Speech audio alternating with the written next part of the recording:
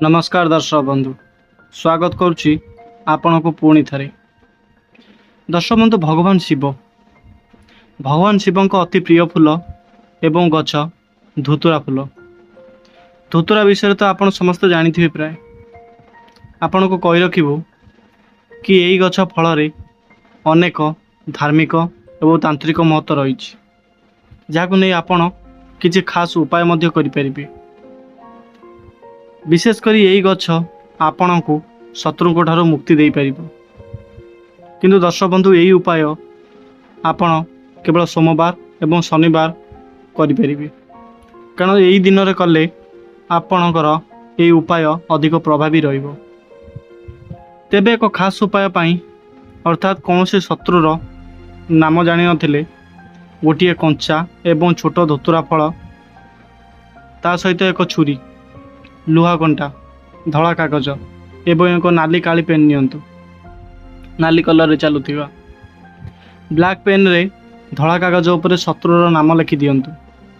आ गोटे छुरी रे सेही फल को सामान्य काटी दियंतु एवं या पर से कागज को अति कम रे 7 थर फोल्ड करंतु।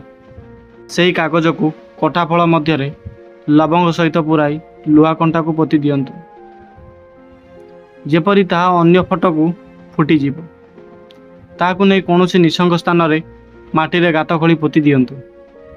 दर्शक बंधु, माटी ढालिबा समय रे माटी खोली सारिया पर जो माटी ढालिबे बा माटी पकेइबे, सेही माटी ढालिबा समय रे मंत्रर जप करी चुपचाप घर को चली आसंतु। देखिबे शत्रु पूरापूरी शांत हो जिवो।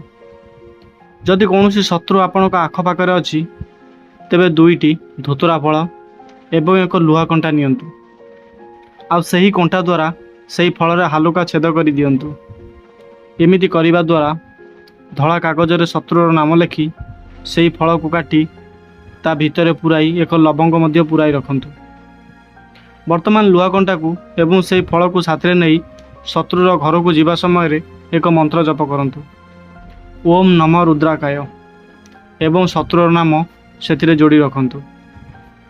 दर्शक बंधु, यह को आपण 108 थर किंबा 1008 थर जप करि परिबे। आउ यही उपाय सोमवार किंबा शनिवार दिन सकाळु ताहाकु नै शत्रुर घरर द्वार रे ताहाकु चिपुट दियंतु एवं साथी रे मंत्र मध्य जप करंतु। दर्शक बंधु, या परे सेही कंटा को बा से कंटा मध्य रे सेही ठारे पोती दियंतु।